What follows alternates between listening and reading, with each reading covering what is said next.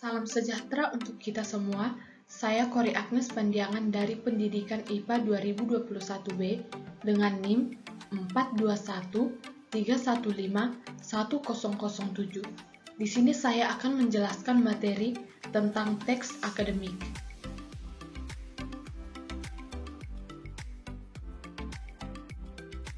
Topik pembahasan yang akan saya bahas di sini yang pertama, pengertian teks akademik. Yang kedua, ciri-ciri teks akademik. Yang ketiga, teks akademik dalam berbagai genre makro. Yang keempat, perbedaan teks akademik dengan non-akademik. Yang kelima, orisinalitas. Materi yang pertama yaitu pengertian teks akademik. Teks akademik atau yang sering juga disebut teks ilmiah adalah tulisan yang diperoleh sesuai dengan sifat keilmuannya dan didasari oleh hasil pengamatan, peninjauan, penelitian dalam bidang tertentu, disusun menurut metode tertentu dengan sistematika penulisan dan dapat dipertanggungjawabkan kebenarannya atau keilmiahannya.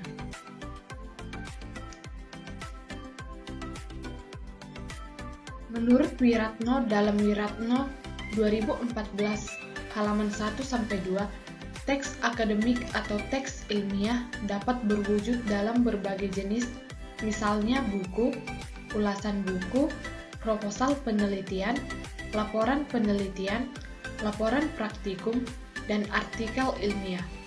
Jenis-jenis tersebut merupakan genre makro yang masing-masing di dalamnya terkandung campuran dari beberapa genre mikro seperti deskripsi, laporan, prosedur, eksplanasi, eksposisi, dan diskusi. Genre makro adalah genre yang digunakan untuk menamai sebuah jenis teks secara keseluruhan, dan genre mikro adalah subgenre yang lebih kecil yang terdapat di dalamnya dan dipayungi oleh genre makro tersebut.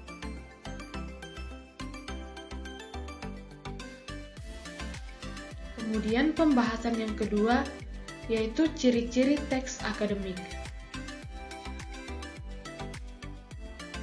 Teks akademik mempunyai ciri-ciri antara lain sederhana, padat, objektif, dan logis.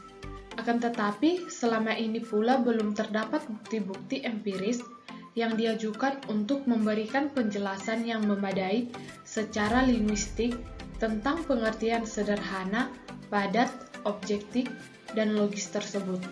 Akibatnya, ciri-ciri tersebut biasanya hanya dipahami secara naluri tanpa didasarkan pada data atau teori tertentu menurut Wiranto DKK 2014 halaman 3. Ciri-ciri teks akademik berdasarkan pandangan LSF yang mengungkapkan makna metafungsional yang meliputi makna ideasional, interpersonal, dan tekstual ada 14, 5 diantaranya adalah sebagai berikut. Yang pertama, teks akademik bersifat sederhana dalam struktur kalimat. Kesederhanaan teks akademik terlihat dari struktur kalimat yang sederhana melalui penggunaan kalimat simpleks. Perbedaan antara kalimat simpleks dan kalimat kompleks tidak diukur dari panjang pendeknya, tetapi dari jumlah aksi atau peristiwa yang dikandung. Kalimat simpleks adalah kalimat yang hanya mengandung satu aksi atau peristiwa, sedangkan kalimat kompleks adalah kalimat yang mengandung lebih dari satu aksi atau peristiwa. Kenyataan tentang penggunaan kalimat simpleks yang lebih banyak daripada kalimat kompleks secara ideasional menunjukkan logika kesederhanaan. Yang kedua, teks akademik padat informasi. Padat yang dimaksud pada teks akademik adalah padat akan informasi dan padat akan kata-kata leksikal. Kepadatan informasi pada teks akademik dapat dijelaskan dari dua sisi. Yang pertama, informasi dipadatkan melalui kalimat simpleks. Yang kedua, informasi dipadatkan melalui nominalisasi. Yang ketiga, ada teks akademik padat kata leksikal. Teks akademik padat kata leksikal lebih banyak mengandung kata leksikal atau kata isi, atau nomina, verba atau predikator, adjektiva, dan adverbia tertentu, daripada kata struktural yaitu konjungsi, kata sandang, preposisi, dan sebagainya.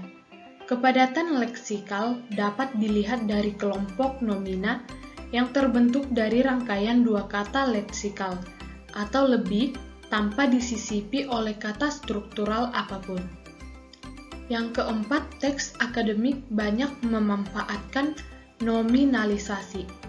Nominalisasi pada teks akademik ditujukan untuk mengungkapkan pengetahuan dengan lebih ringkas dan padat.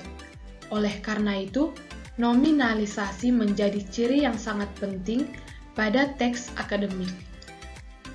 Yang kelima, teks akademik banyak memanfaatkan metafora gramatika melalui ungkapan inkongruen. Teks akademik banyak memanfaatkan metafora gramatika melalui ungkapan inkongruen. Dari seni metafora gramatika, teks-teks akademik menunjukkan ciri keilmiahan baik secara ideasional maupun tekstual.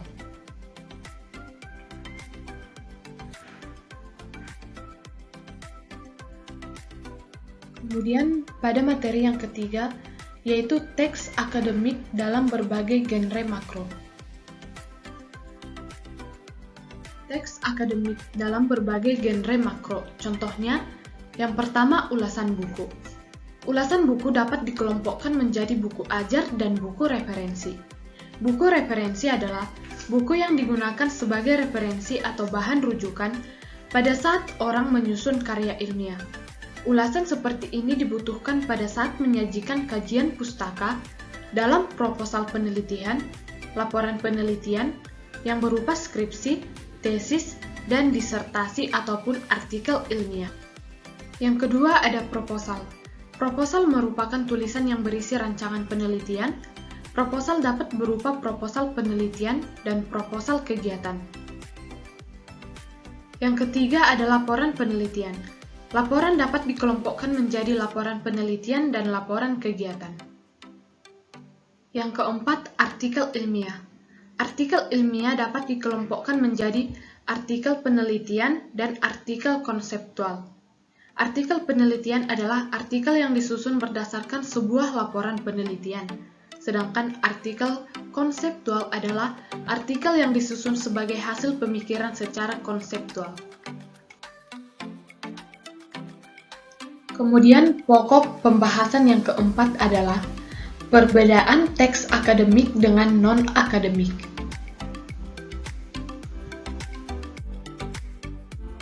Perbedaan antara teks akademik dan non-akademik. Yang pertama sederhana dalam hal struktur kalimat, sedangkan teks non-akademik rumit dalam struktur kalimat.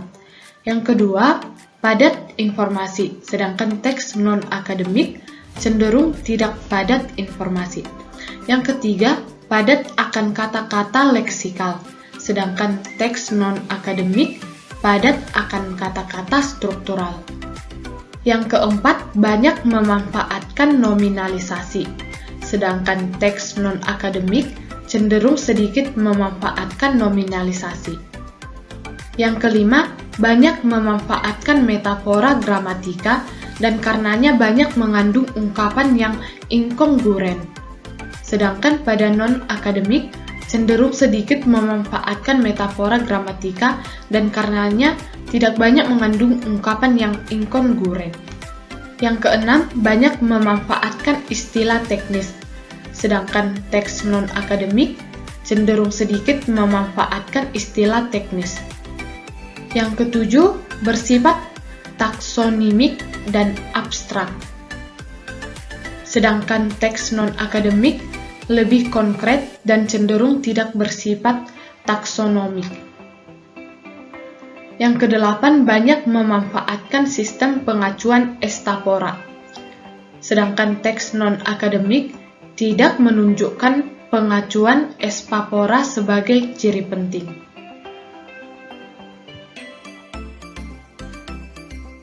Yang kesembilan, banyak memanfaatkan proses relasional identifikatif untuk membuat definisi atau identifikasi dan proses relasional atributif untuk membuat deskripsi. Sedangkan pada teks non-akademik tidak menonjol pada salah satu jenis proses. Yang ke-10 bersifat monologis dan untuk itu lebih banyak mendayagunakan jenis kalimat indikatif deklaratif. Sedangkan teks non-akademik bersifat dialogis dan untuk itu mendayagunakan jenis kalimat yang lebih bervariasi. Yang ke-11 memanfaatkan bentuk pasif untuk memberikan tekanan kepada pokok persoalan yang dikemukakan, bukan kepada pelaku dan akibatnya. Teks akademik menjadi objektif, bukan subjektif. Sedangkan pada teks non-akademik memberikan tekanan kepada pelaku dalam peristiwa dialog, sehingga pelaku peristiwa yang menjadi lebih penting tersebut menimbulkan sifat subjektif.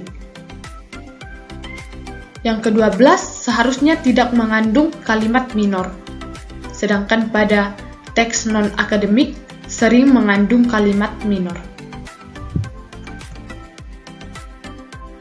Kemudian pembahasan yang kelima yaitu orisinalitas. Di dunia akademik, orisinalitas menjadi salah satu tolak ukur kualitas penulis. Bahkan, plagiasi menjadi sebuah dosa akademik yang sulit untuk diampuni. Maka dari itu, beberapa universitas sudah menerapkan cek plagiasi bagi dosen dan mahasiswanya ketika hendak mempublikasikan karya ilmiahnya. Kampus menggunakan aplikasi Turnitin untuk melihat similarity atau kesamaan antara satu teks dengan teks-teks lain yang sudah ada di internet. Semakin banyak seorang penulis melakukan copy-paste dari teks-teks lain, maka akan semakin banyak pula persentase similarity-nya.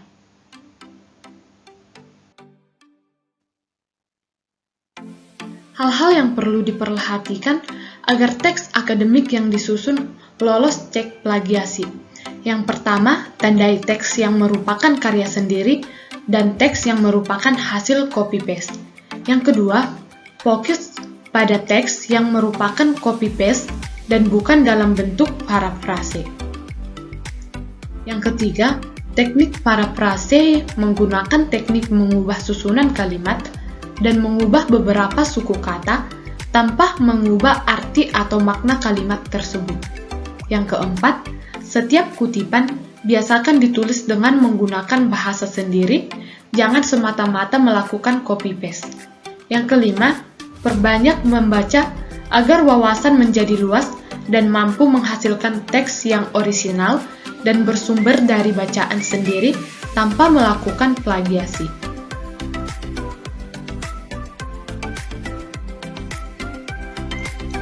Sekian penjelasan materi dari saya, lebih dan kurangnya saya mohon maaf. Terima kasih.